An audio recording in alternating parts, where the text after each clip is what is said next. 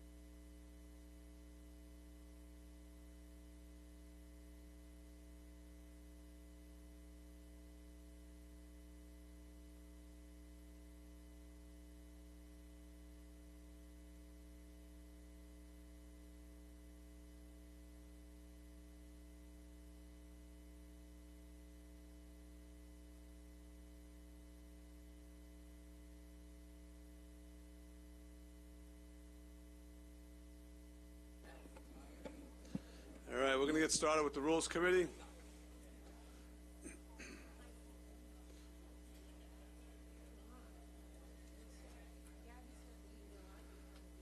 And to start things off, I'm going to ask Legislator Schaefer to lead us in the Pledge of Allegiance.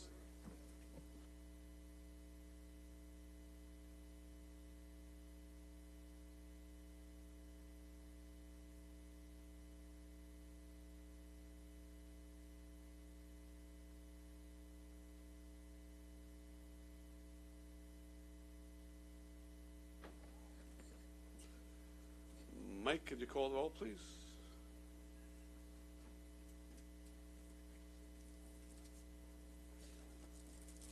Thank you, Presiding Officer. Roll call for the Rules Committee. Legislator Sheila Bino. Legislator Delia Diverty-Witten. Ranking Member Kavan Abrahams. Legislator Laura Schaefer. Legislator John Giuffre. Vice Chairman Howard Copel. Chairman Richard Nicolello. Here. We have a quorum, sir. Okay, thank you. We are going to go right into the contracts portion of the Rules Committee. We'll call all the contracts at once, and then we will consider each individually. A14, A15, A18, 23, resolutions authorizing the Commissioner of Shared Services to award and execute a purchase order or blanket purchase order between the county and HFT Management, Choice Distribution, Intelitech Corporation. B12, B13, B19, B20, B22, B23. These are resolutions authorizing the county executive to award and execute contracts between the county and Basilico Civil, Land Tech Group, John Savetta and Sons, Galvin Brothers, 192 Branch Interior Services, H&L Contracting. E77, E78, E79, E80, E81, E82, E83, E84, E85, E87, E88, E89, E90, E91, E92, E93.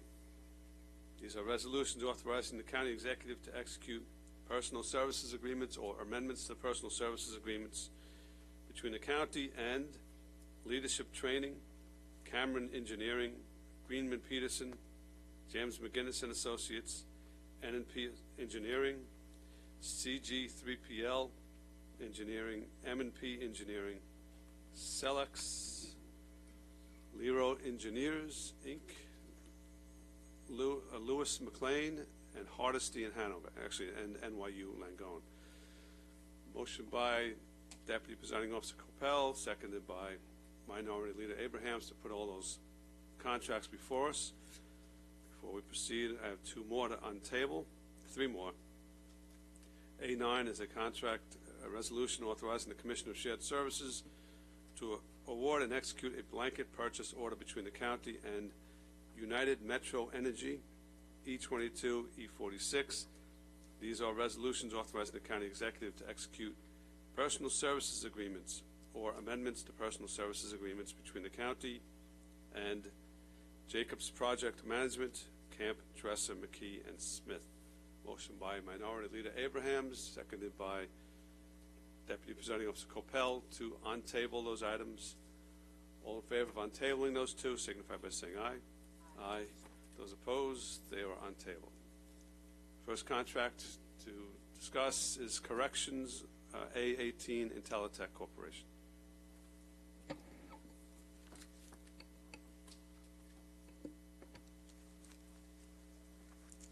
Good afternoon, Joe Jacovina, IT Deputy Commissioner. A18 2023 Intelitech Jail Application Software Maintenance. This is to authorize and award the purchase order to Intelitech Corporation to provide software maintenance services for the Intelitech Jail application known as IMAX. IMAX is software used by the jail for booking inmates and stores all the information regarding inmate incarceration. This is a sole source procurement. The purchase order is for a 3-year term, totaling $554,325 over the 3 years. I'll be happy to answer any questions you may have. Didn't the county purchase a new jail management system? We did not purchase that.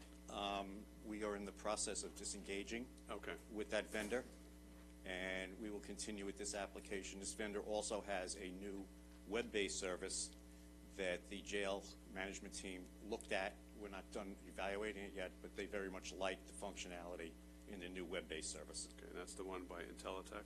Yes. Okay. Any questions or comments? Legislator Bino. Thank you, Presiding Officer. Hi, good day. Could you explain the nature of it being a sole source? Why is it a sole source? It's a sole source because they own the software.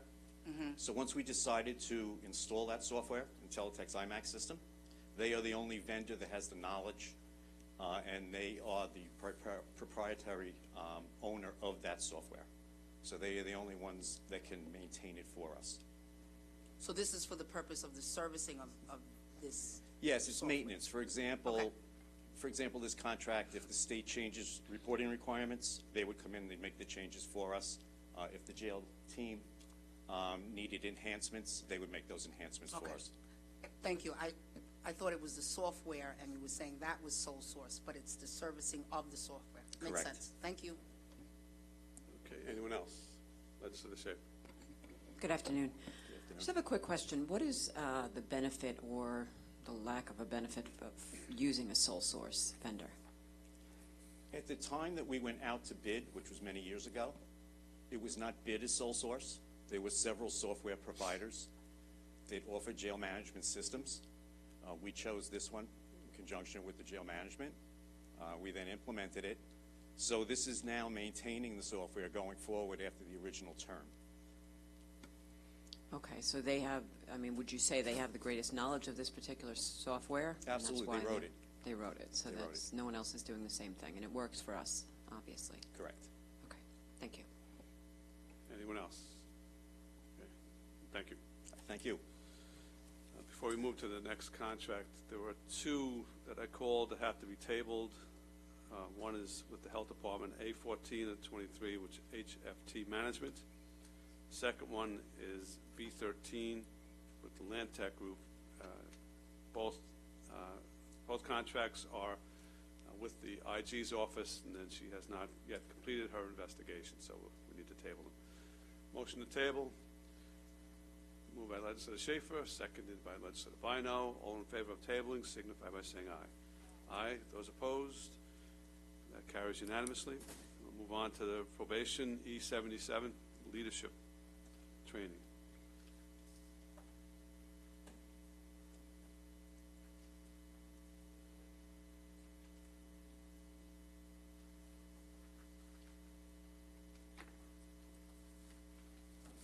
Good afternoon, Joe Shaliro, Fiscal Officer, Department of Probation. This is a contract with Leadership Training Institute, a not-for-profit agency. The contractor is a preferred provider who has developed and provided the JDC education program for over 30 years. An RFP was initiated in November of 2020. The final decision to continue with LTI was made in October of 2021. In the meantime, this is a mandated program that we have to provide the service to, and it continued through that period of time, as it does still to this point.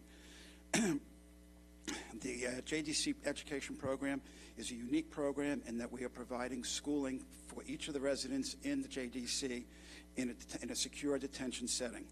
LTI created, developed, and has provided the JDC educational program, continually refining and updated in conjunction with OCFS requirements and probation and JDC senior administration. They developed this program at least over 30 years ago, if not longer than that. That's about as far back as I can get some secure knowledge that they have been providing that program. They provide ongoing educational services at the center 5 days a week, Monday through Friday. Each child's basic educational skills in reading, writing, and arithmetic is assessed within 48 hours of admittance.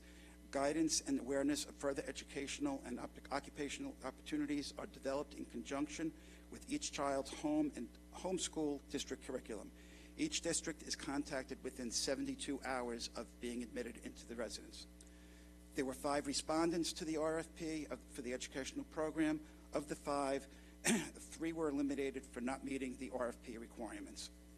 At the end of the day, LTI was the only other respondent who provides a secure on-site educational program.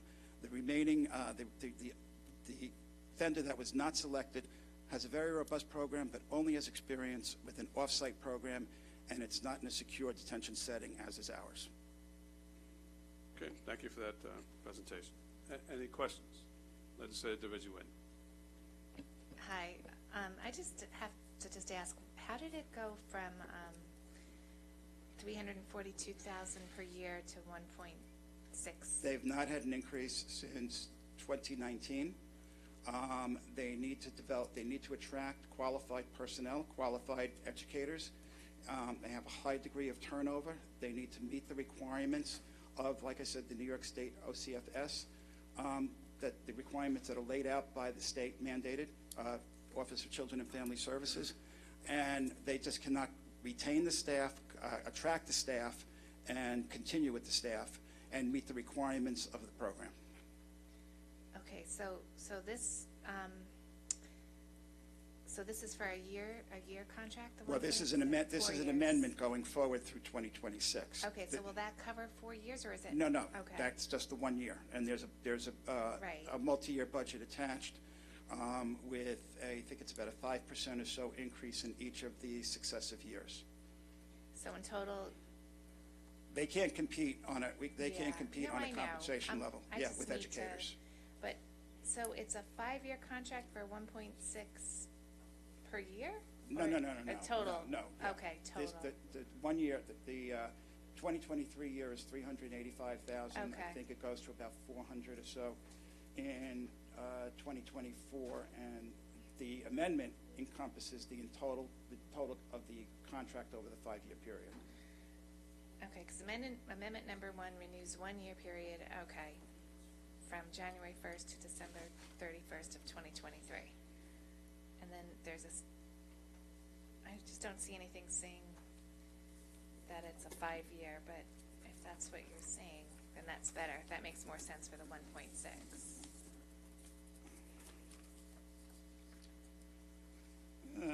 The term of the original agreement was January 1st, 2022 through December 31st, 2022. This amends us going forward, extending by 4 years through December 31st, 2026. Okay, all right, so in other words, then it's not changing all that much per year? Not Okay, per year, no. all right, thank you. No, and they provide a very robust program for the You know what? residents there, and That's great. they meet with quite a bit of challenges because they have to respond within 48 to 72 hours with individual school districts, wherever the home school district is of any of the residents that come into attendance there. No, I support that 100%. I think that's Yeah, an extremely, so- and it's good that, 85% is going to be reimbursed anyway, so Up that's to, great. yeah, I mean, it varies based on our population. We automatically get reimbursed 49% for any Nassau County, in-county resident, any RTA resident, raise the age resident at the facility, or out of county, we get reimbursed 100%. We've been averaging 85 to 90% in our JDC reimbursements. Okay, that's great. Thank you for all Yep. you do, too. It's a very important service. Is there anyone else? No, thank you. Next contract is with the Police Department, E84. Celix, ES Inc.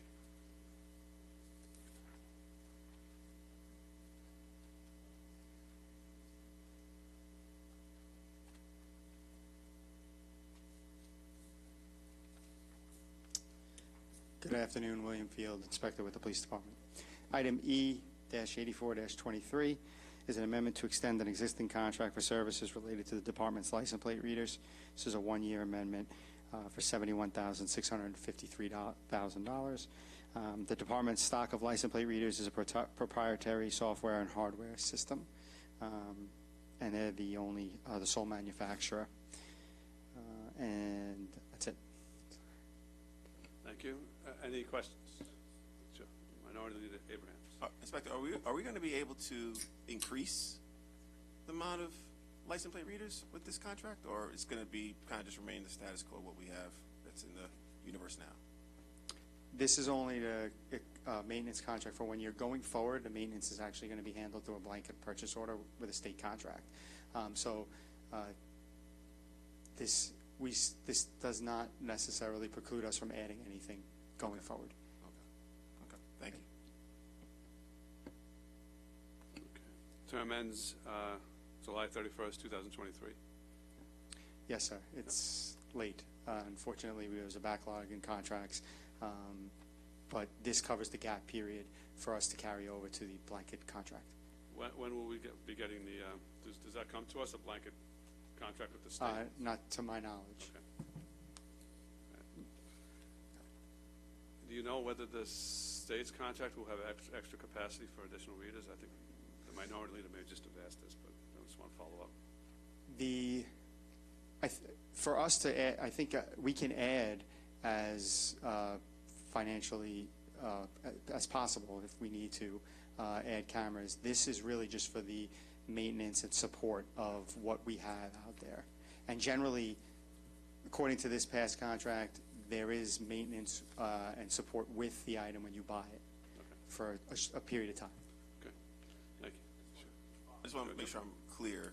So if we add those new license plate readers will be covered under this maintenance agreement. Like there won't be a separate maintenance agreement which costs us more money because we added. I think going forward we can. That's what that was my question. I thought you had said it didn't preclude us. That's why I just left it alone. But I could double check, but going forward, we should be able to add to the blanket order for any new additional cameras that we add. But I'll confirm to make sure. All right. Anyone else? No? Thank you, Inspector. Thank you. Parks Department, E93 with NYU Langone.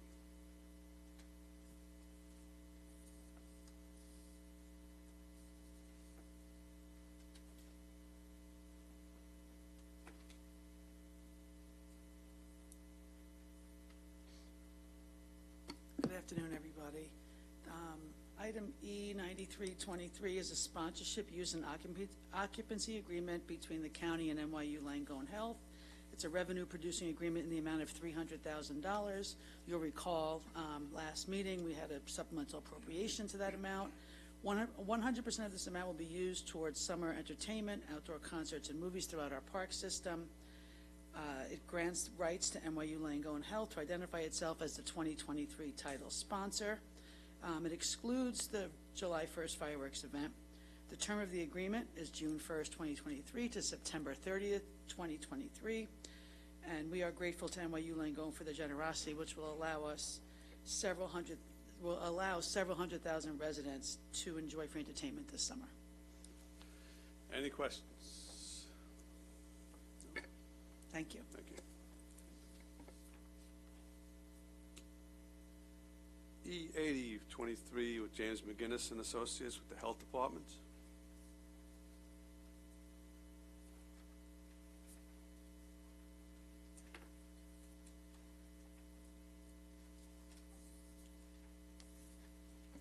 Good afternoon, Andy Simone, Health Department.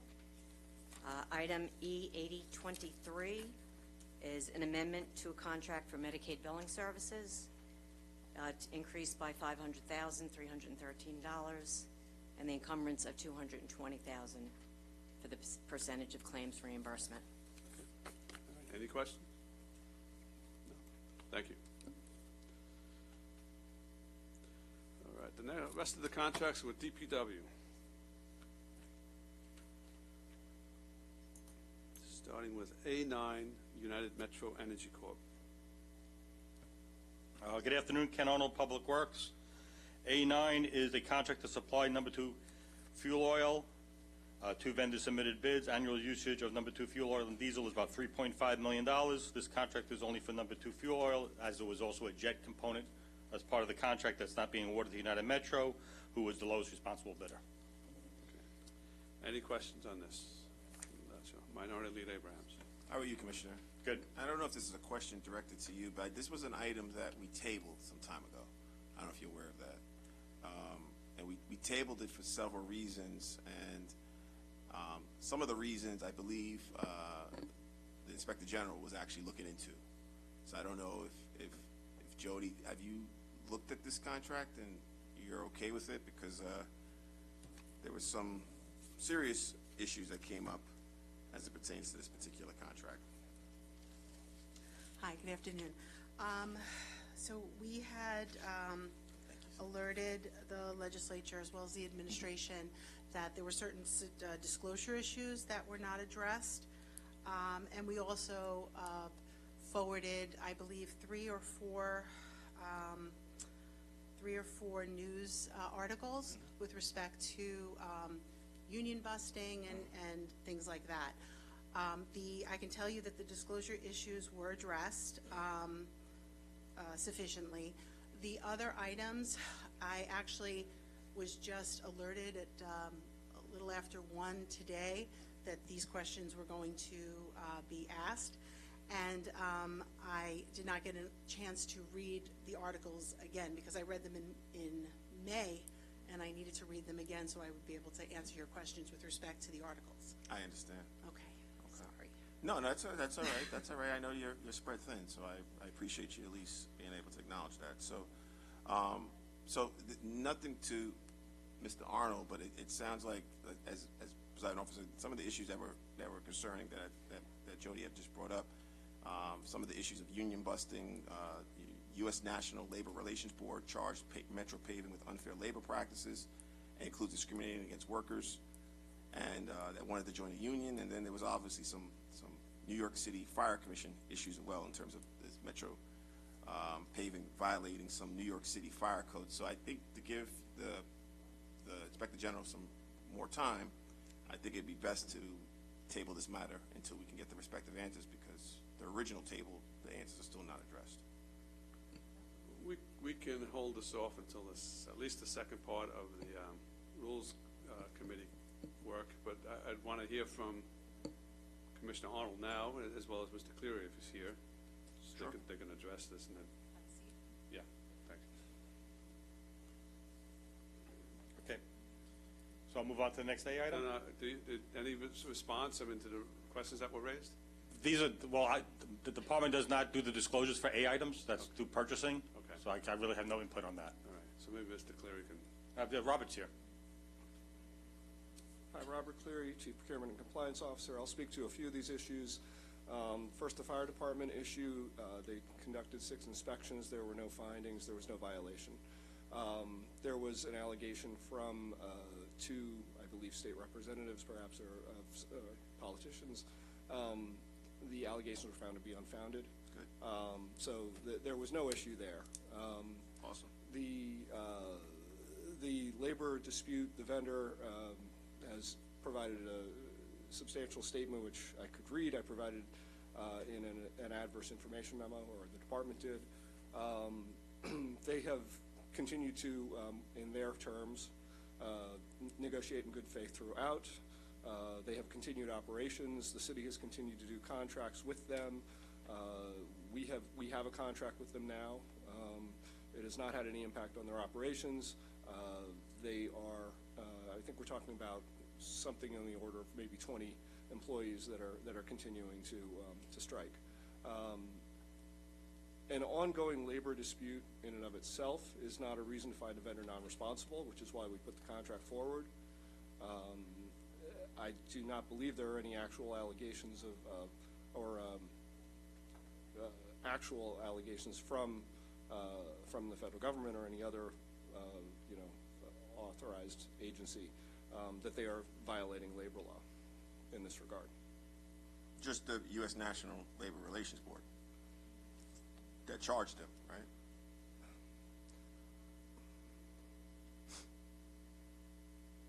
I'm asking the question. I'm sorry.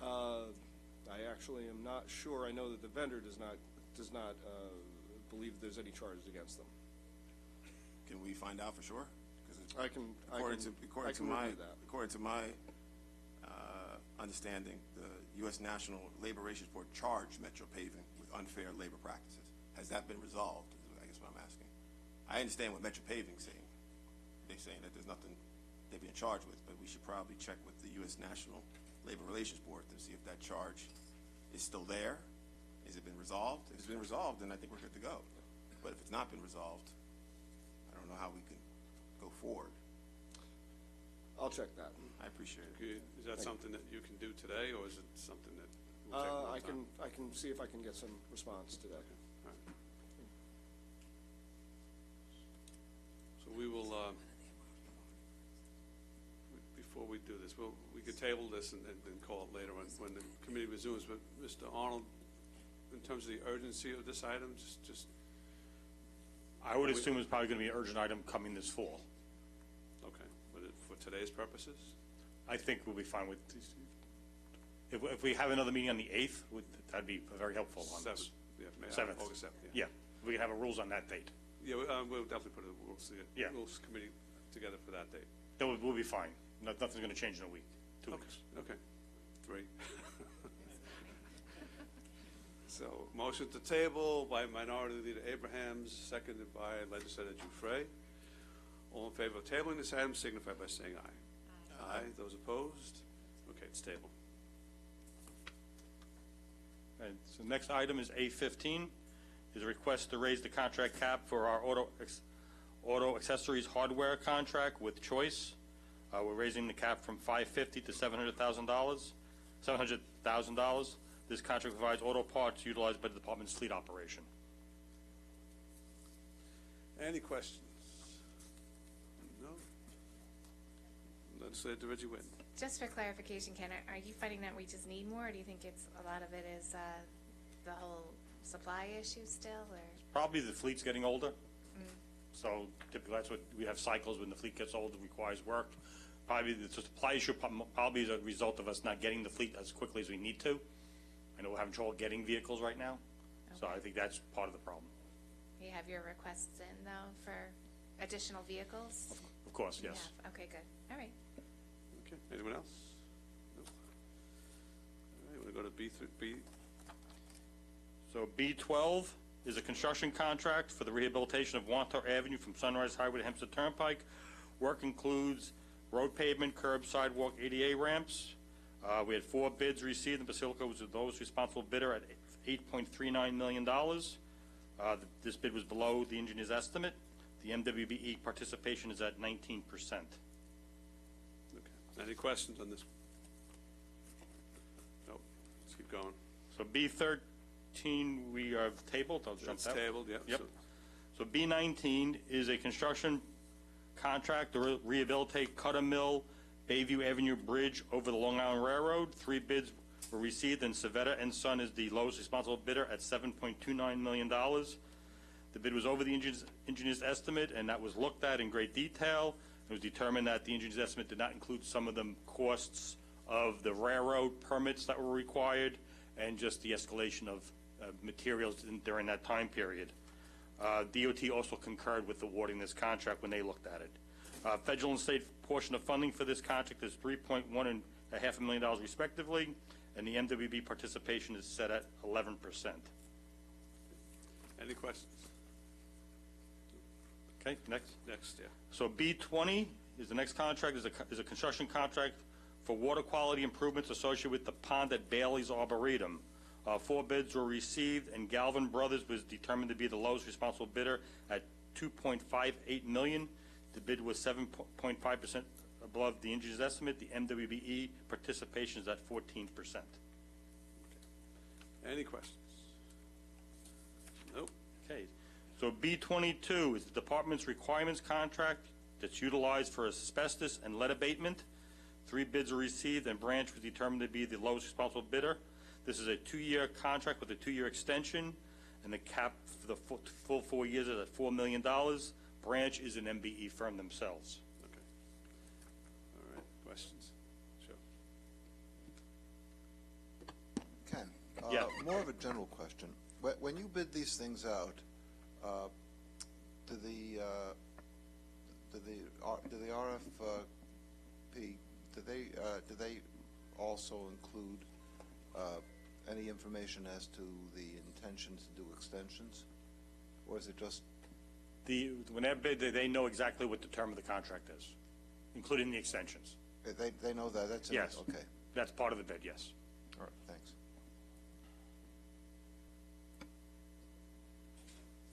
Hi, Commissioner. Hello. Quick question. I noticed that the other 2 bids were significantly higher than this one. Do you have any idea why that is? Cost-wise, Well, like one was what? Wasn't it 2.9 million and the other was 4.3 and this one was 874, 75? so the 874, when we do on-call requirements contracts, we have a comparison bid, but we award the contract at a certain cap, right? So the 874 represents everybody giving us their bids that we use for comparison purposes. So that's how we determine the lowest responsible bidder. That contract was set at a certain cap, which is in the documents, and that's the amount that we could spend depending on the issues that come up. Okay. But the other 2 vendors would have known that, right? And they just... The cap cap is in the contract. Okay. So when you do the unit prices, and this happens with all our on-call contracts, this is the same question I get quite a bit, is if I said this was a road requirements contract, asphalt, excavation, we have to pick something that we can compare against. That doesn't equal what the cap of the contract's going to be. That's determined and put in the book separate. Okay, thank you. Any other questions? B23 Yes. is a construction contract to rehabilitate the Charles Lindbergh Bridge over the Meadowbrook Parkway. 8 bids are received, and H&O was determined to be the lowest responsible bidder at $14.7 million, which is below the engineer's estimate. Their DBE and BWB participation is 9%. Federal and state contributions to this contract is $4.8 and $1 million respectively. Any questions?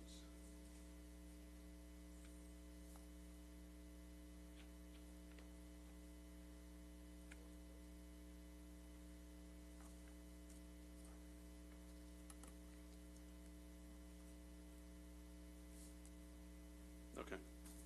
We good? Yep. So E46? Is that the next one? Yeah, that's the untabled one, right? Yeah. So E46 is an award to the environmental design on-call contract with CDM. This is an amendment for an additional $1 million, and there's no change in the contract duration. Okay. Any questions on E46? No.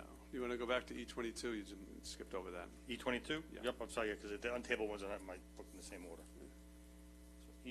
So E22 is a professional services contract to provide construction management services associated with the replacement of the hot and chilled water piping system at the Bay Park Sewage Treatment Plant or at South Shore Ash Water Reclamation Facility. There were 6 firms providing proposal, with Jacobs receiving both the highest technical rank and lowest cost. The contract is for $1.85 million. FEMA reimbursement on this contract is 100%, and their MWB participation is 23%. Any questions on this one?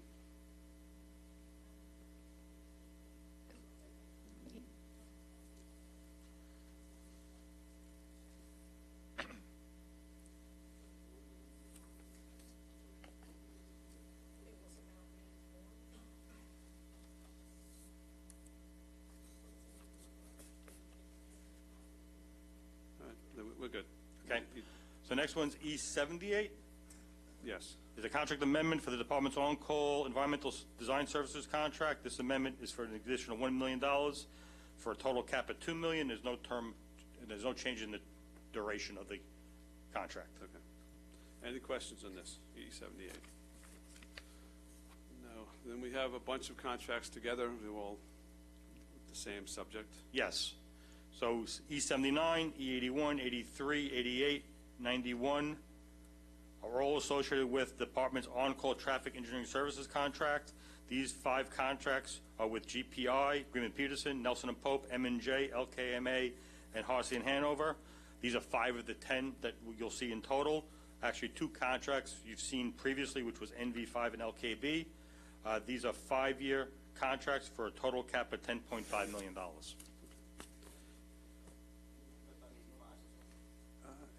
Did I skip 85? Let's get 85. Is that, are we not calling that one? I thought that was in the. That's different. Oh, it's in That's the an same- amendment. Okay, it's in the same bundle. Same bundle, it's an amendment, so it's a little different. Excuse me? E79, E81, E83, E88, and E91.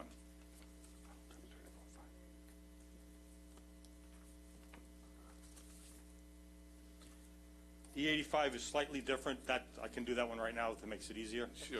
So E85 is an amendment to Greenman Peterson's existing on-call traffic contract. This includes an extension and additional $1.09 million. This will allow Greenman Peterson to stay on the work that they currently assigned during that on-call, which is the Bayville House Hollow Complete Streets project and assisting the department on various investigations. So Greenman Peterson will be one of the total 10 eventually. that Right. you have. Yeah. So you've got the 5 new, so to speak, new, and then you have Greenman Peterson, which is Yeah. an amendment. Yeah, we'll be amending a couple of the traffic ones because they have ongoing work that we have to finish, and it just was easy to do that. Okay. So I think next session you'll see a couple more. All right. Any questions? I think we jump now to 82, E82. Yes. So E82 is a contract amendment for the county's on-call disaster management services contract with CG 3PL. This amendment will extend the contract to August 25 for a total of $8.35 million. This is a retroactive contract, and this contract has been utilized to help the department and the county with both COVID, Ida, and we've actually added money for any additional response that may come up with storms this coming year and next year. All right. Any questions on this? E87? Yes. So E87 is a contract amendment with Lero Associates. This amendment is for their on-call building design services contract. Specifically, this amendment is needed to cover the design services that we needed for the rehabilitation of the second precinct after the fire. This $1.8 million is all the services required to design the new precinct for that area. Do you have a timeline for this project? The job is currently out to bid. We expect bids back. I believe we extended it by a week, so probably sometime the end of the month, early August. I think, did you receive my memo on how we're going to proceed, which is, this is under a declared emergency, so the hope is to initiate a notice to proceed and then come to the ledge at the next session for approval. Okay. All right. So I'm hoping to issue notice to proceed sometime in August, once we do the vetting. So what's your question? Lero, under this contract, they did design? Yes, design, and they'll do design services during construction. They will not do CM. So construction management will be done by another firm. So has the design already been done? Well, with Lero, we went to Lero under the emergency because Lero designed our other precinct facilities for the 4th, the 1st, and I'm missing one, the 8th. So they did the prototype building, so it was much more expeditious to go to them for the second, which is under the same model of the other buildings. The only difference is... The only question is that I'm trying to understand is how did you go out to bid before the design?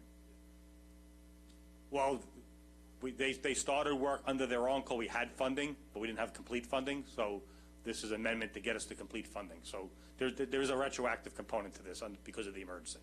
Okay. Any other questions?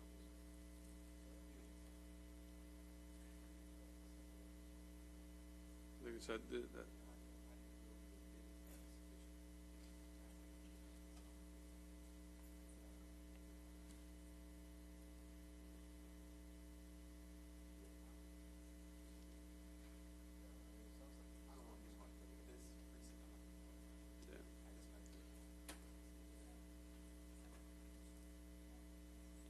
have a question? Yeah, just real quick. So are you pretty much building what was there? Like, do you have an idea of what the specs are? And that? Yeah, so yeah, there's 100% design. The design is completed. Okay. We probably could have came to this body with the amendment a little earlier, but we did not. They started the work. We had capacity in the contract, so we were able to start the work, but we couldn't. To pay them the full total, we had to amend the contract. I guess our concern is that for you to go out for bid for the actual work on the precinct, we just want to make sure that the design. The design 100% complete. Okay, Yes, it's a complete design package. So we're just trying to avoid Yes. having to come back and. No. Okay, thank you. The complete design package was done. Okay, good. I'm glad it's moving forward. Okay. Anyone else? All right, we can move on to E89 and E92. You can talk about those two Okay. together.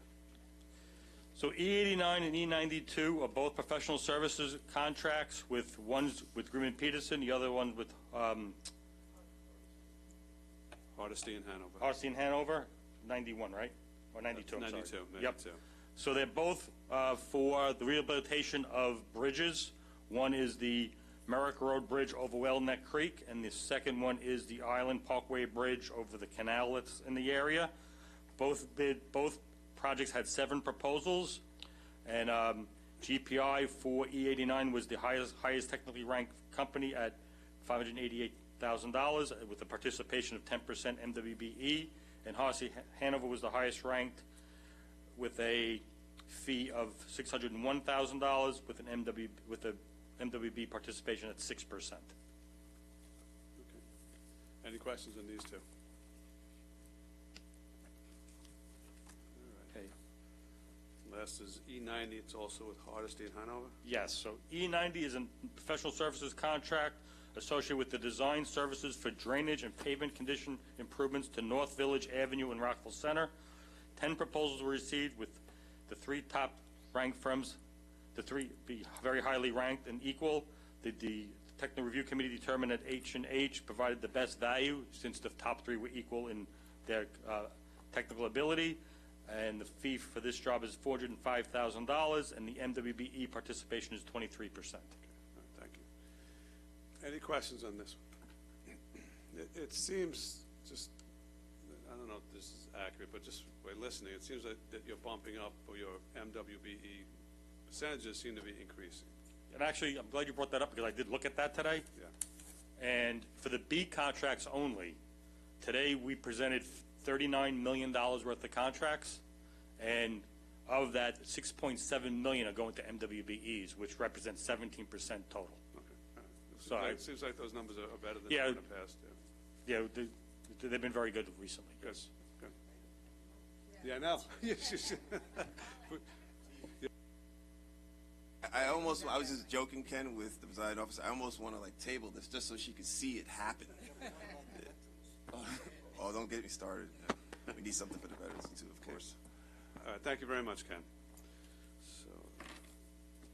So putting aside the tabled contracts, we have up for a vote now A18, E77, E84, E93, E80, A8, A15, B12, B19, B20, B22, B23, E22, E46, E78, E79, E81, E83, E85, E88, E91, E82, E87, E89, E92, and E90.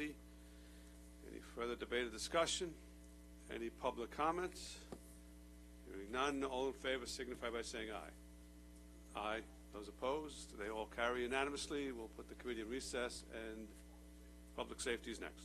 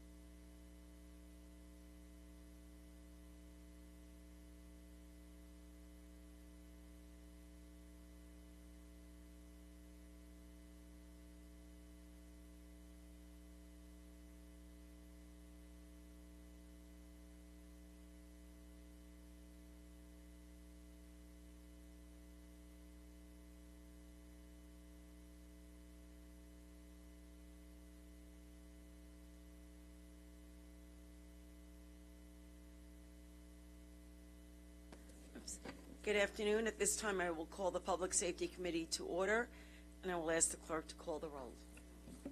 Thank you, Madam Chair. Legislator Carrier Solage.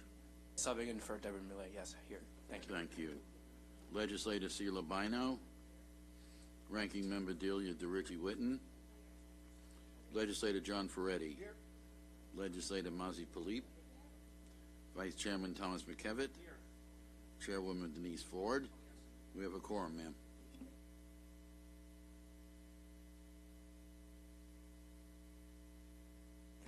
Sorry, I didn't realize. Sorry. There's one item on the agenda today, which is clerk item number 221-23. Clerk item number 221-23 is an ordinance supplemental to the annual appropriation ordinance in connection with the district attorney. May I have a motion? Moved by Legislator Bino, seconded by Legislator McKevitt. The item is before us. Good afternoon, sir. Good afternoon, Chairwoman. Good afternoon, legislators. Dennis McDermott, Assistant District Attorney. This supplemental appropriation request is for $300,000 so the District Attorney's Office can utilize the funds respecting the Gun-Involved Violence Elimination Initiative called GIVE. And we work with partner agencies such as the County Police, County Sheriff, County Probation, Village of Hempstead Police to develop strategies for reducing crime, prosecuting gun offenses, and in the DA's case, it's used primarily to fund the Firearms Suppression and Intelligence Unit, which works together with local, state, and federal agencies in order to coordinate gun-related prosecutions. You. Any debate or discussion? No? Okay. Any public comment? I see none. Thank you very much. Thank you. Okay. All right. All those in favor of passing this item, please signify by saying aye. Opposed? The item passes unanimously. There is no other business in front of this committee. May I have a motion to adjourn? Moved by Legislator Ferretti, seconded by Legislator Pila. All those in favor? Thank you. We are now adjourned. And planning is next.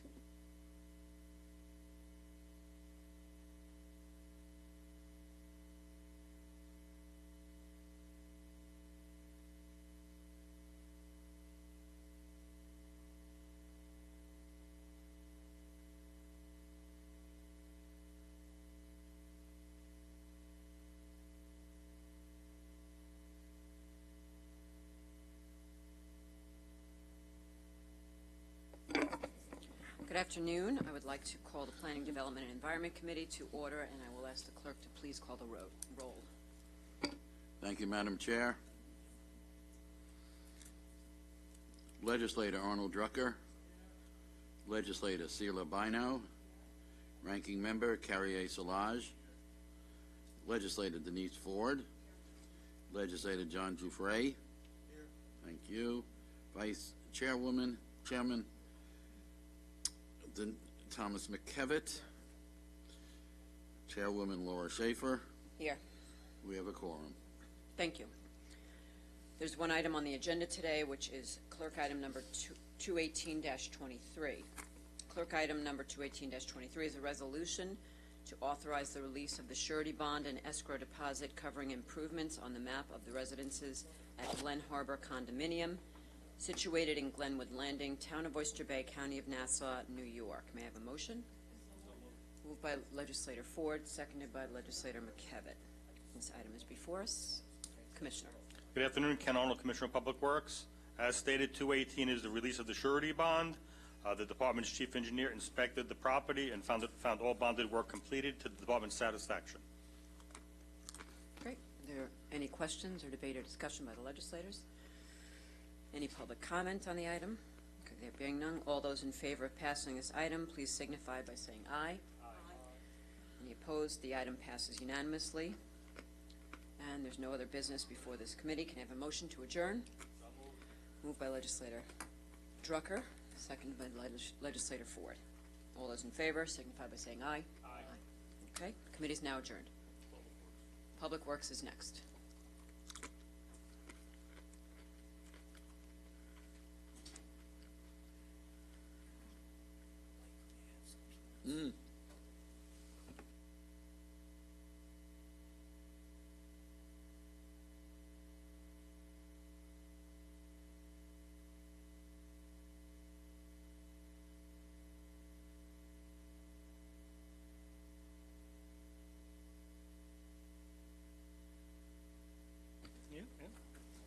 Okay, at this time, I'll call the Public Works Committee to order. I'll ask the clerk to call the roll. Thank you, sir. Roll call. Legislator Carrier Salage. Legislator Arnold Drucker. Thank you. Ranking Member Celia Bino. Legislator James Kennedy. Here. Legislator Laura Schaefer. Here. Vice Chairman John Giuffre. Here. Thank you. Chairman C. William Gaylord III. Present. We have a quorum, sir. Thank you, Mike. All right, so there are 7 items on the agenda today, which are clerk items number 215-23, 216-23, 217-23, 219-23, 230-23, 231-23, and 232-23. Clerk item number 215-23 is a resolution declaring a capital budget emergency pursuant to section 310, subparagraph D of the County Government Law of Nassau County. May I have a motion moved by Legislator Schaefer, seconded by Legislator Salages.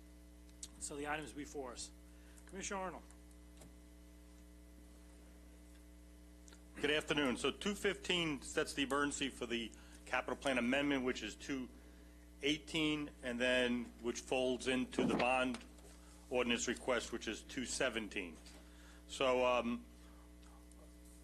the amendment and the corresponding bond ordinance is all associated with ongoing projects that require funding to complete bidding this year. Most particularly of note in this request is money required for the second precinct construction.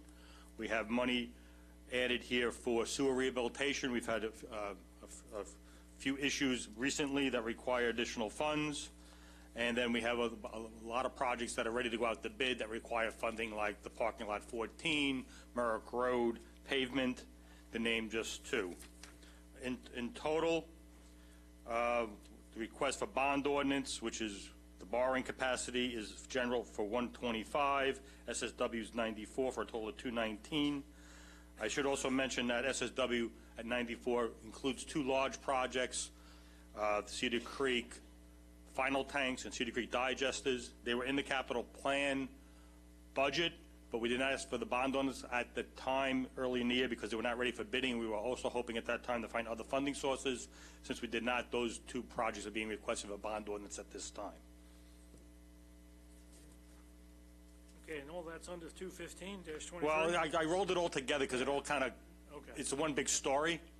So you have the, like I said, 218 is the amendment. Right. And then 217 is the bond ordinance. So they all fit together. That's why I like to present them as one story. It makes it look simpler. Except we don't have 218 on the calendar before us, so we've got 215 and 217. So I'm going to just keep it at 215 for now, which really focuses on the collection system, infiltration. No, 215 just declaring the emergency for the capital plan. Oh, I got you. Yeah. Okay. No, not 18, yeah. Oh, okay. All right, misspoke on 18, I'm sorry. Yeah, it should be 16 is what, 7, they're, yep. what they're saying. All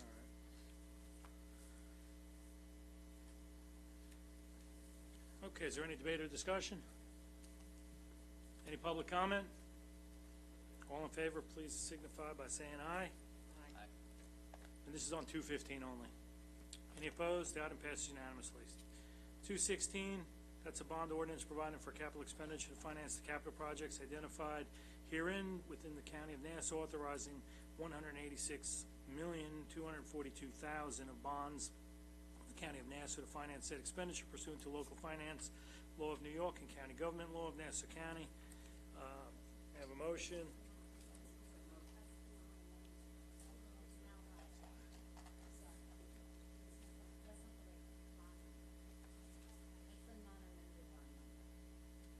Have the amended bond number? Ken, do you have the amended bond number? The amended bond number. There's a the amended bond number is, that's the numbers I read off prior, which is total. Total is $219.7 million. 219.7. 700,000. Yeah. Rounded off, of course. $219,700,092. Yep. All right, so let me backtrack for a second. So it's a bond ordinance providing for capital expenditure to finance the capital projects identified herein within the county of Nassau, and authorizing an amended amount of $219,792,000, or $700,092, of bonds of the county of Nassau to finance said expenditure pursuant to local finance law of New York and the county government laws of Nassau County. Can I have a motion? All right, moved by legislator Kennedy, seconded by legislator Drucker. The item is before us. Any further discussion, Ken, or you got it? I presented the discussion. Any other debate or discussion? Any public comment? All in favor, signify by saying aye. Aye. Any opposed? No. Okay, the item passes unanimously. Clerk, item 217, as we've already discussed, again, adopting the capital budget for the County of Nassau for the first year of a 4-year capital plan to commence on January 1st, 2023, pursuant to the provisions of Section 310 of the County Government Law of Nassau County. Can I have a motion? So moved by legislator Giuffre, seconded by legislator Bino. Thank you. The items before us. Ken, anything further you want to add? Nothing further, just the plan was modified to support the bond ordinance that you just looked at. Okay. Any debate or discussion? Any public comment? All in favor, signify by saying aye. Aye. All right. Any opposed? None. The item passes unanimously. All right, the next item, clerk, item 219-23, is an ordinance supplemental to the annual appropriation ordinance in connection with the Department of Public Works. Can I have a motion, please? Moved by legislator Schaefer, seconded by legislator Drucker. The items before us. Ken? Okay, so 219-23 is a supplemental appropriation to add $100,000 from funds received by the Long Island Regional Planning Council from the New York State DEC to be utilized by the Nassau County Soil and Water Conservation District to help administer the county's septic system replacement grant program. All right, any debate or discussion? Legislator Schaefer? Hi, Commissioner. Just a quick question. So it's the funding is for the Nassau County Soil and Water Conservation District, just for management of that. It's not actually coming to Nassau County. Well, it does flow through Nassau County. It does. Yes. We're actually discussing with the district whether they can have the funding flowing directly to them to eliminate this step. But currently, we have the contract with the district, so we receive the money, then we pay them. Got it. That's why we have to set up the supplemental appropriation. Okay. Thank you.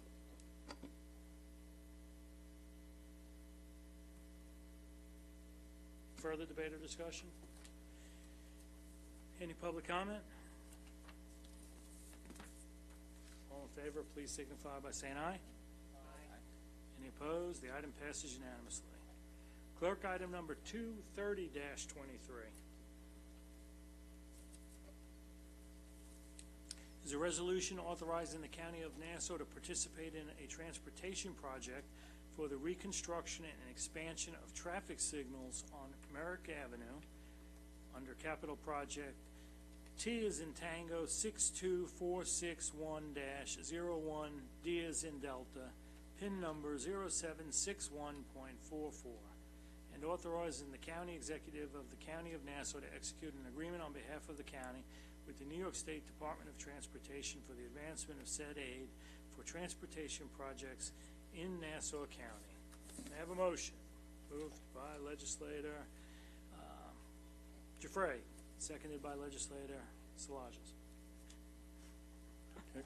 The items before us. Commissioner Arnold. Okay, so item 230, 31, 32, 33 are all contracts that the county and the state enter into to receive funding from the TIP, which is the Transportation Improvement Plan. So in this particular case, as stated, this is for signal improvements at 23 signal locations on Merrick Avenue. The county will receive $4.25 million of federal and state funds. And that's under all three of these? No, But they're all the same. I just want to introduce why we do these. Okay, gotcha. They're all done for the same purpose. Each All right. one's a different project. Okay. Any debate or discussion? Any public comment? All in favor, please signify by saying aye.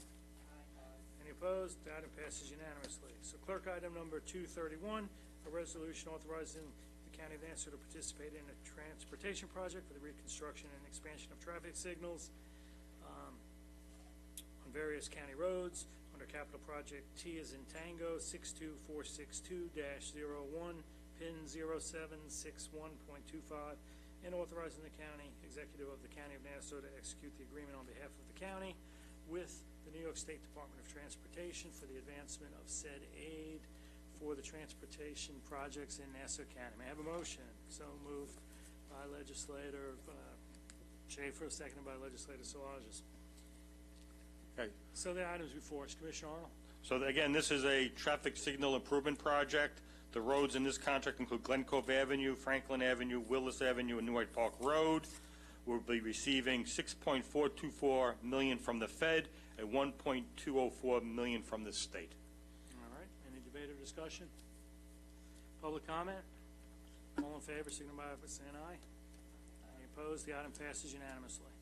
Clerk, item 232-23 is a resolution authorizing the County of Nassau to participate in a transportation project for the installation of incident management cameras on various county roads under capital project T as in Tango 62565-01 Delta D, PIN 0761.43, and authorizing the county executive of the County of Nassau to execute the agreement on behalf of the county with the New York State Department of Transportation for the advancement of said aid for transportation projects in Nassau County, New York. May I have a motion, please? So moved by legislator Kennedy, seconded by legislator Bino. Thank you. The item is before us. Commissioner Arnold. Okay, so 232 is associated with the department's incident cameras installations, Phase 5. For those who may not know, we have a traffic management center, and we have camera feeds that come into that center where we can make adjustments and make changes as required. This contract will add, I don't have the camera count, but it's probably 24 or so cameras throughout the county. The federal share will be 2.9, and the state share is $500,000 as part of this grant. Is this, when you say cameras, these are cameras other than the red light cameras at intersections? Correct. So these cameras do not enforce anything. It's just information that comes back to the traffic management center. And those camera feeds are also shared with the police also, in case they need eyes on something. Okay. And these are on the road network within Nassau County? Yes. Okay. Thank you. Any debate or discussion? Any public comment? All in favor, please signify by saying aye. Aye. Any opposed? Nope, the item passes unanimously. All right, so there's also an addendum to this agenda. We have a motion to suspend the rules, moved by legislator Giuffre, seconded by legislator Drucker. All in favor signify by saying aye. Aye. The rules are now suspended. There's one item on the agenda today, or the addendum, which is the clerk item number 233-23. 233-23 is a resolution authorizing the County of Nassau to participate in a transportation project for the expansion and reconstruction of traffic signals on various county roads under capital project T as in Tango 62457-01 D as in Delta, PIN number 0760.46, and authorizing the county executive of the County of Nassau to execute the agreement on behalf of the county with the New York State Department of Transportation for the advancement of said aid for transportation projects in Nassau County, New York. May I have a motion? Moved by legislator Schaefer and seconded by legislator Bino. The items before us. Commissioner Arnold. So 233, again, is a third traffic signal expansion, Phase 9. This is for Long Beach Road. We'll be receiving $4.8 million from the feds and just under $1 million from the state.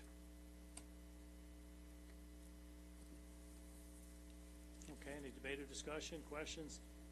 Public comment? Legislator Shaver? I just have a quick question. Are these cameras at all utilized for, like, GPS apps, or is that completely separate? So the cameras, the Traffic Management Center shares the data with the Wazes or the Googles of the world. Okay. And actually, we communicate with them. So I'll give you an example, like when we have a concert at Eisenhower Park and Merrick Avenue is going to be closed, we would tell Waze of that. So they would, or we have a sinkhole like in Lido, we communicated with Waze and Google's to let them know that we're doing work there. We also have camera feeds in the center so we can see what's going on during those processes and make changes if needed. But yes, we do. We're required, I think, by accepting state and federal money to share that data. Oh, very interesting. Thank you. As a follow-up, but we don't charge, get any money back from Waze, do we? No. Okay, we should, right? I'd have to go into the contract. I believe we're required to share the data as part of getting the money. I think so. That's a requirement from the federal Yeah. government. All right, any further debate or discussion, public comment? Okay, all in favor, please signify by saying aye. Aye. Any opposed? The item passes unanimously. There is no further business before the committees. May I have a motion to adjourn? All right, moved by Legislator Schaefer, seconded by Legislator Kennedy. All in favor? Aye. Committee is now adjourned. We'll be followed by the Health Committee.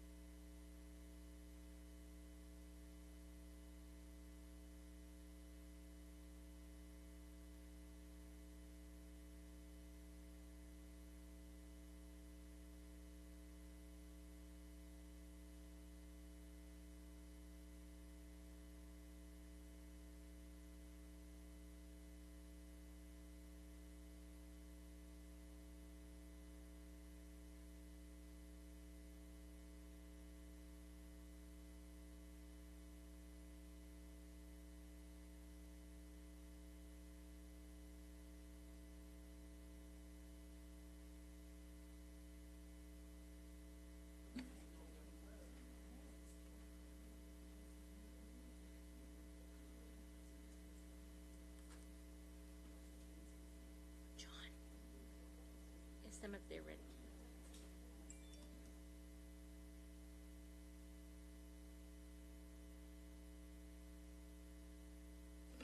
Thank you, Madam Chair. If I'd like to call the Health and Social Service Committee to order and ask the clerk to please take the roll. Thank you, Madam Chair.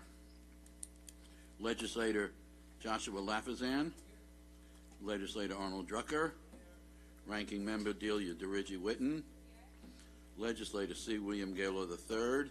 Present. Replacing Michael Giangorio, Legislator John Ferretti. Vice Chairman Mazi Palip. Thank you. Chairwoman Rosemary Walker. Here. We have a quorum, ma'am. Thank you. There are 3 items on the agenda today. The first is clerk item 213-23, which is an ordinance supplemental to the annual appropriation ordinance in connection with the Health Department. May I have a motion, please, by Legislator Gaylor, seconded by Legislator Lafazan. And, great. Good afternoon, Andy Simone, Health Department. So item 213-23 has 2 supplemental appropriations. The first one is for the WIC program in the amount of $1,714,200.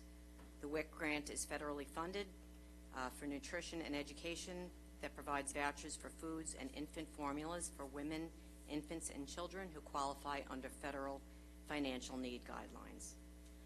The second appropriation is item 213 is for the Children and Youth with Special Health Care Needs program in the amount of $265,811.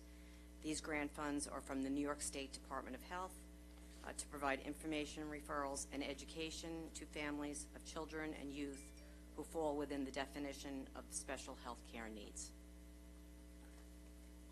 And have we found that our numbers have increased, especially since COVID? Yes.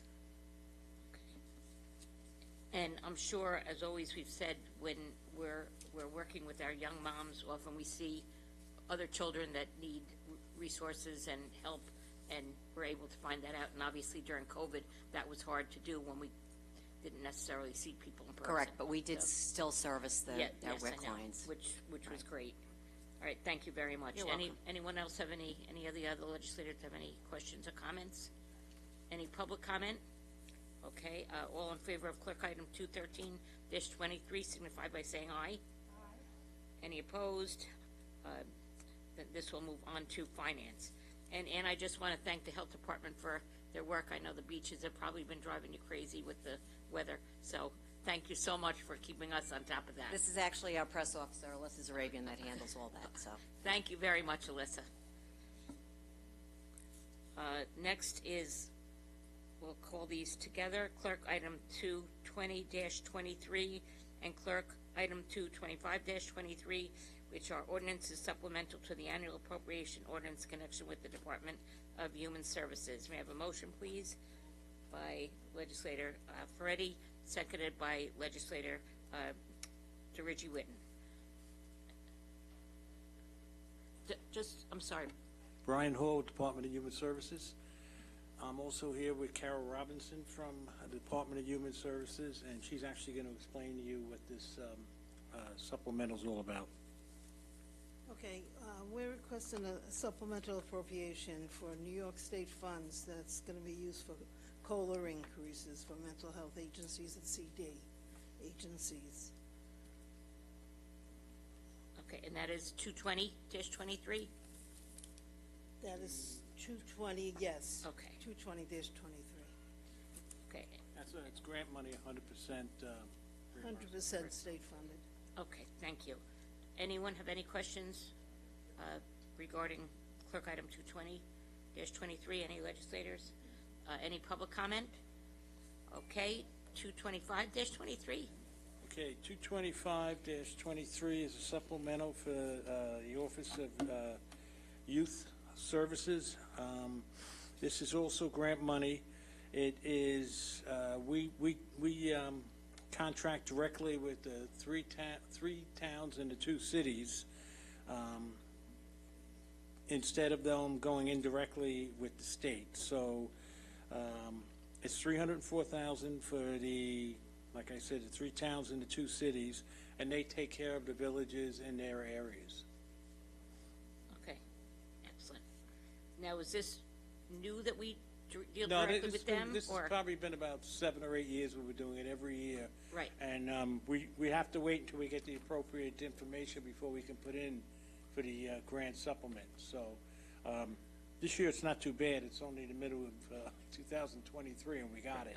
Okay. But yeah, this has been about 7 or 8 years we've been doing this. Okay, but this is new that we deal directly with the municipalities rather than the state, or we've always done that? Well, too? what happens is this, we pay the villages, the villages charge the towns, and then the town charges us, and then we charge the state to get reimbursed for it.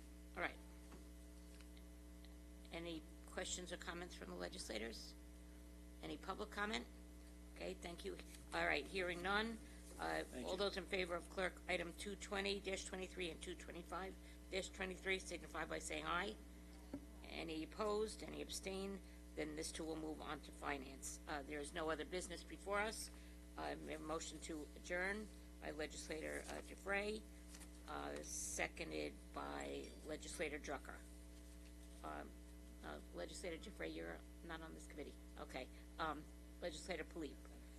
And legislator Drucker seconds it. All in favor of adjourning signify by saying aye. We are adjourned, and next is finance. Okay. Sorry, John.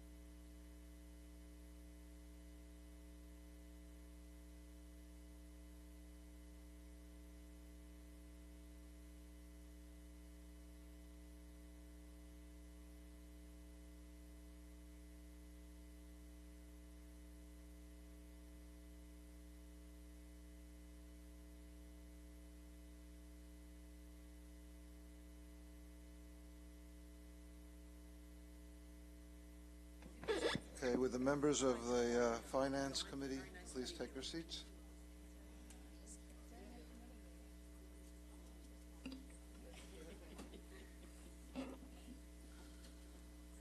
Okay, Mike, would you please call the roll? Yes, thank you, Chairman. Finance roll call. Legislator Joshua Lafazan. Legislator Carrier Solage. Ranking Member Arnold Drucker. Legislator Rosemarie Walker. Legislator Thomas McKevitt. Subbing for Vice Chairman John Ferretti will be Legislator Denise Ford. Here. Thank you. Chairman Howard Copel. I'm here. We have a quorum, sir. Thank you. Okay, as we have a number of items on an addendum, we'll start off with a motion to suspend the rules made by Legislator Walker, seconded by Legislator Drucker. All those in favor of suspending the rules, please say aye. Aye. Any opposed? The rules are suspended. Okay. There are a number of items which have gone through previous committees. Minority and majority consent to them. No further debate or discussion is required. I'm going to call those together. And those items are numbers 213, 215, 216, 217, 218, 219, 220, 221, 225, 230, 231, 232, and on the addendum, 233. Okay. Motion on those is made by Mr. McKevitt, seconded by Mr. Solage. All those in favor of those items, please say aye. Aye. Any opposed? Those items are passed unanimously. Okay. Now we'll go to item, let's see here, 224, which is supplemental with Parks and Recreation. Motion is made by Mr.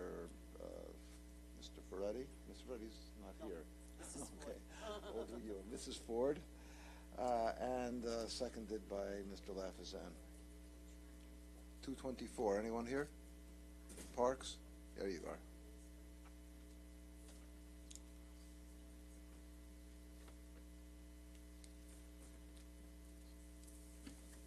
Good afternoon, Darcy Bellier, Parks Commissioner. This item is a supplemental appropriation in the amount of $413,275, an annual appropriation of funds to cover expenses for fiscal year 2023, as mandated by New York State for hotel motel tax collection and distribution. There's no net impact on the budget since there will be an equal amount of revenue and expenditures. Thank you. Are there any questions? All those in favor of that item, 224, please say aye. Aye. Any opposed? Okay, that item passes unanimously. Thank you. Number 238 on the addendum, which authorizes the transfer of appropriations. Motion is made by Ms. Walker and seconded by Mr. Lafazan. Josh is not here. Okay, it's made by, seconded by Mr. Drucker. Okay, well, doesn't matter. You're seconding this one. All right. This is for item number 238, right? Thank you. Just to be clear. Thomas Delaney, Office of Emergency Management. This is a board transfer on a grant, just allowing us to spend the grant down 100%, as typically happens with most grants. Any questions?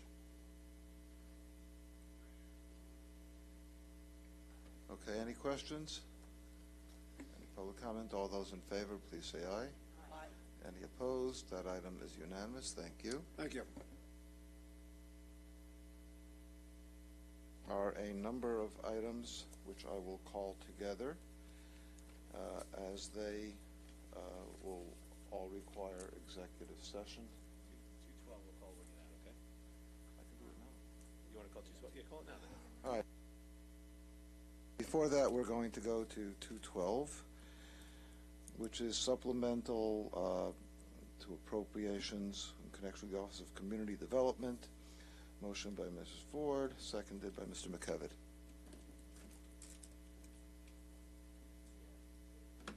Good afternoon. Items 212 to 223 are supplemental appropriations. I'm sorry, Teresa Dukes, Community Development Office? Yes.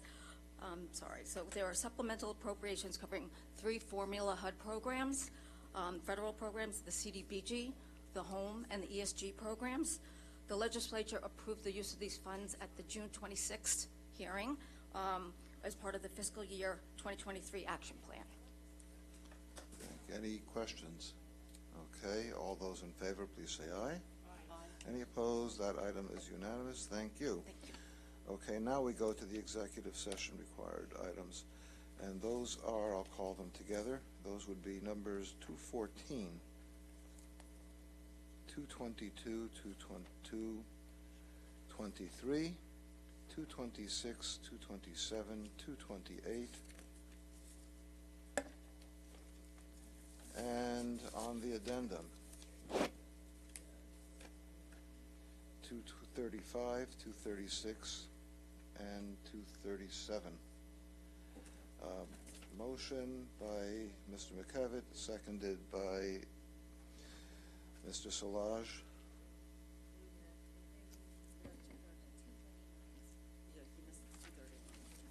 And we'll add 239 to that. Again, motion by Mr. McKevitt, seconded by Mr. Solage.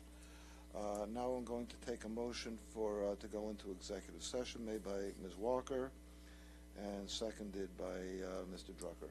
All those in favor of going into executive session, please say aye. Aye.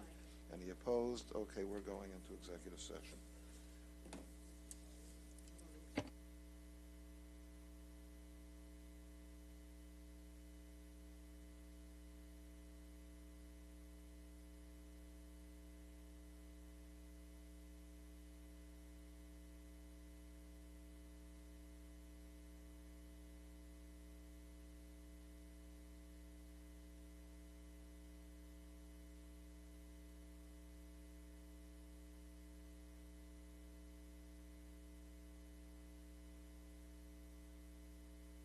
Members of the Rules Committee are invited to join us in the executive session.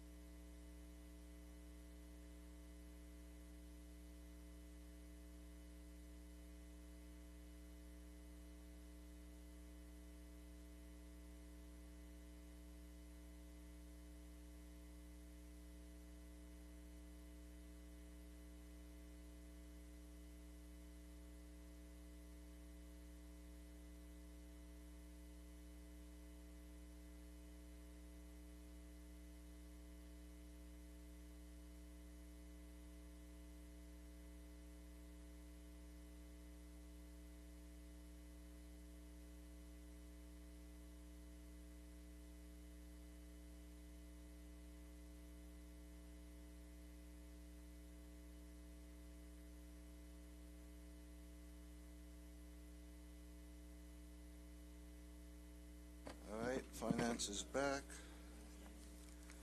And we're going to vote on the remaining items. We're going to do 227 separately. So, 215, oh, no, I'm sorry, 214, 222, 223, 226, 228, and 235, 236, 237. All in favor of those items, please so signify by saying aye. Any opposed? Those items are unanimous. Now on 227, Mr. Lafazan is leaving the room. He has recused himself. He will not be taking part in the vote or any discussion on that item. Okay, now all those in favor of item 227, please say aye. Aye. Any opposed? Okay, that item is unanimous. Okay, Ms. Walker moves to adjourn. Could I just ask you a question before you go? Did you pull this one to 89? Because I know it's after these three. I didn't see that. 1 second, please.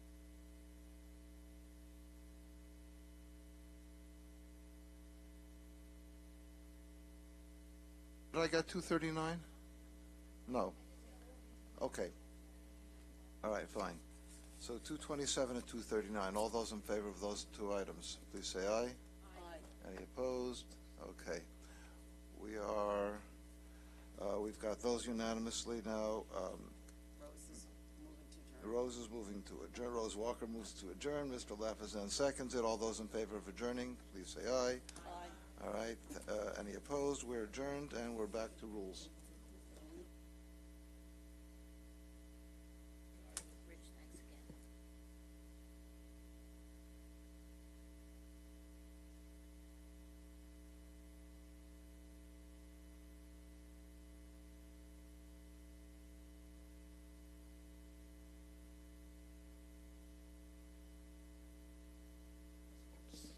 Asking all the rules members to come back in the chambers.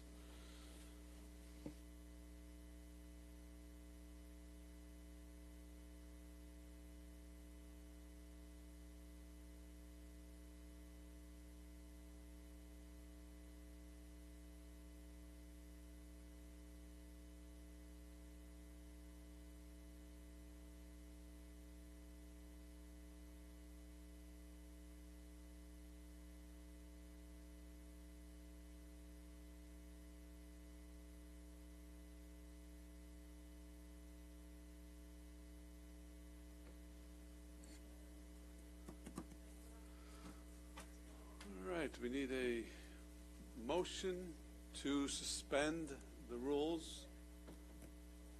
Motion by Deputy Presiding Officer Coppell, seconded by Legislator DeRigi Witten. All in favor of suspending the rules signify by saying aye. Aye. Those opposed? Passes unanimously.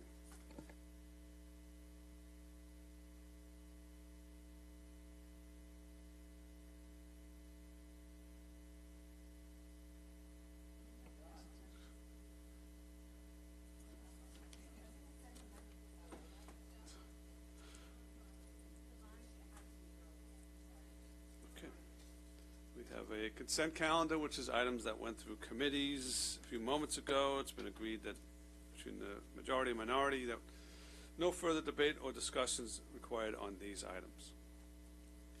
Item 212, 213, 214, 215, 216, 217, 218, 219, 220, 221, 222, 223, 224, 225, 226, 227, 228,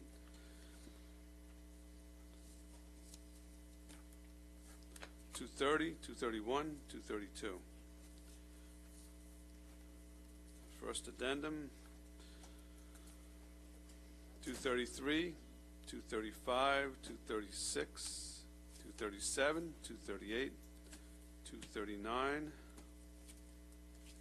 and that's it. Motion, Legislator Schaefer, seconded by Deputy Presiding Officer Coppell. Those items before us, any debate or discussion, any public comment? If None. All in favor signify by saying aye. Aye. Those opposed? Carries unanimously. Item 234 of 23 is a resolution to confirm the county executive's appointment of David Chang to the Deferred Compensation Board, moved by legislator DeRidge Whitten, seconded by legislator Bino.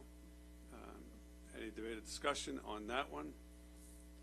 Obviously, we do not have the nominees come to the committees. They usually come to the full legislature, at which point they're formally voted upon. But any event, any public comment?